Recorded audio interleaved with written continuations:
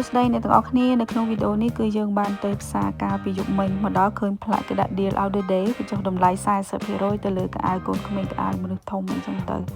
ប៉ុន្តែមកដល់ខាងក្នុងទៀតឃើញផ្លាកគេបញ្ចុះតម្លៃពី 20% ទៅ 70% 30% ទៅ 70% 50% ទៅ 70% អីចឹងទៅចាហើយក៏មានកៅអៅខ្លះវារៀងតម្លៃធូរថ្លៃចឹងទៅពេលបញ្ចុះ 70% ទៅវានៅសល់ $4-5 អញ្ចឹងទៅណាហើយកៅអៅខ្លះតម្លៃដើមវារៀងថ្លៃដែរចឹងទៅទោះបីបញ្ចុះតម្លៃ 70% ក៏ដោយក៏តម្លៃវានៅសល់ $20-30 អញ្ចឹងដែរនិយាយទៅតាមម៉ាកតាមម៉ូតតាម brand នេះចឹងទៅហើយអានេះ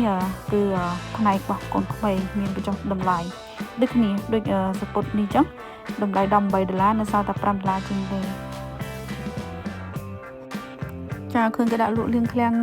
ដល់ 70% អញ្ចឹងមែនប៉ុន្តែអត់ទាន់សប្បាយទិញមែនតើទេ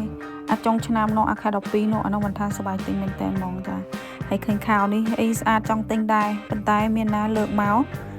គឺថាធំមែនតើអត់មាន size របស់ខ្ញុំទេចា size ខ្ញុំ XS X អីហ្នឹងឥឡូវនឹងលើកចេញមកមានតែ size L XL XXL អីចឹងទៅនិយាយទៅអាសាមកផ្សារគេដែរប៉ុន្តែឲ្យតែពេលគេផ្សារគេលក់លៀងឃ្លាំងម្ដងគឺថាទិញអត់ដែរតាន់គេទេមកដល់របស់ដែលយើងស្រឡាញ់គឺអស់សាយយើងហ្មងទាំងស្បែកជើងទាំងក្អៅក៏ដោយនិយាយទៅអ្នកដើរផ្សារដែរប៉ុន្តែដើរទិញអត់ដែរតាន់គេទេចាអរិយទិញអីកូន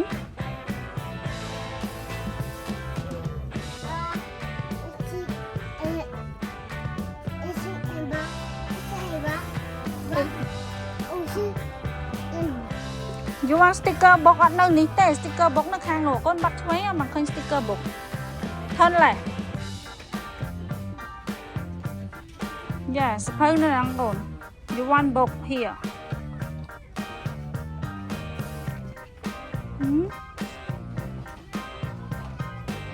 sticker book នេះកូនអូខេទៅចង់មកមួយហ្នឹងហ៎និយាយឲ្យហ្នឹងកូននិយាយទៅគឺថាមានកូនពូជមួយហ្នឹងថយក៏គាត់ចូលចិត្តលេងសភៅក៏គាត់ចូលចិត្តទិញសភៅគាត់អានតែពេលយប់ទេហើយថយគាត់លេងពេលថ្ងៃចាហើយឥឡូវហ្នឹងក៏កំពុងឈរអឺតលើមើលហ្នឹងគឺគាត់កំពុងហៅសភៅគាត់ពេញចិត្តអត់ទាន់ឃើញគាត់ចង់បានសភៅប្រភេទ sticker ប៉ុន្តែគាត់ហៅអត់ទាន់ឃើញគាត់ចូលចិត្តលេងសភៅ sticker មែនតើពេលឲ្យគាត់លេង sticker ចឹងទៅវាចុកបាយអស់មួយចានដែរចានិយាយទៅអត្ថប្រយោជន៍មួយដែរចាពេលមកផ្សារគឺថាខ្ញុំចូលចិត្ត Target ជាងគេចាដោយសារតែនៅកន្លែងសភៅហ្នឹងគឺគេរៀបស្អាតហើយមានក្អីមានអង្គុយចឹងពេលកូនមកដល់គាត់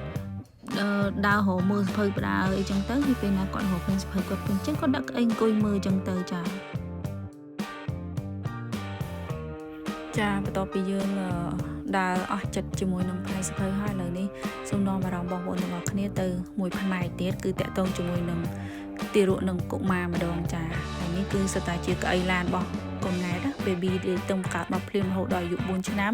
នៅស្រុកអាមេរិកគឺដាច់ខាតត្រូវតែប្រើកៅអីឡានដល់4ឆ្នាំឡើងគឺគាត់ចាប់ផ្ដើមប្រើ booster ដាក់ខ្សែក្រវ៉ាត់ចាហើយនេះគឺ stroller គាត់ទីហុញហើយនេះផ្នែកលក់ទឹករបស់កូនក្មេងមានទឹកដោះគោមានអីចឹងណាផ្នែកនេះគឺផ្នែករបស់ទារកនិងកុមារតែម្ដងចា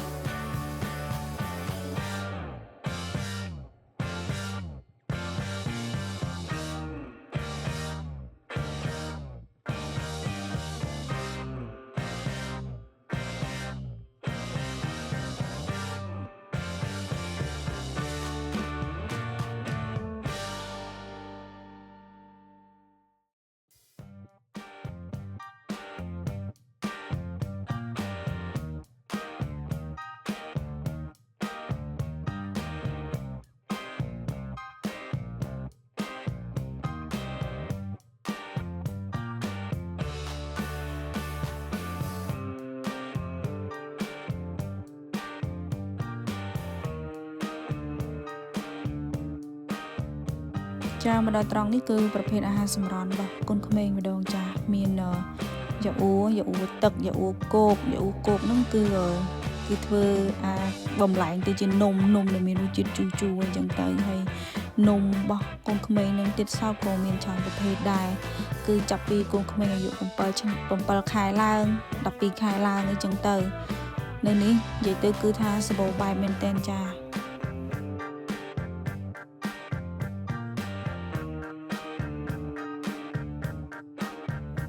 សម្រាប់វីដេអូដើរផ្សារនៅពេលយប់របស់ខ្ញុំគឺមានត្រឹមតែប៉ុណ្្នឹងទេចាពីព្រោះខ្ញុំមិនដើររហូតដល់ផ្សារគេបិទតែម្ដងចានិយាយទៅគឺជាលើកទី2ហើយដែលដើររហូតដល់ផ្សារគេបិទគឺថាលើកទី1នោះគឺដើររហូតដល់ផ្សារគេបិទទ្វីតែមិនផ្សារនេះទេចាផ្សារមួយទៀតហើយឥឡូវយប់មិញនេះគឺថាដើររហូតដល់ផ្សារគេបិទភ្លើងអញ្ចឹងទៅប្រញាប់រត់មកគិតលុយចាអញ្ចឹងសូមអរគុណសូមជម្រាបលាជួបគ្នានៅវីដេអូក្រោយ